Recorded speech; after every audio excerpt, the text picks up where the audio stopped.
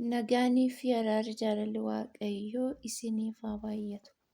Jaallatamtootaa fi kabajamtoota hordoftoota YouTube chaanaala Baraashii fayyaa keessanii jirtuu bani nagaa kooti Waaqayyoodhaaf haa galatu. Wanta isinii qabannee dhufnes immoo gaasheen isinitti haa himan. Walaloodha. Walaloodha. Akkam jirtan fayyuma nagaa keessanii baga jala bultii ayyaana bara 2015 akka lakkoofsa Itoophiyaatti isin ga'een jedha. Kanatti aansuudhaan guyyaa gaafa sanaa qophii addaa walaloo mi'ooftuu bareedduu tokko qabannee isinii dhiyaanna.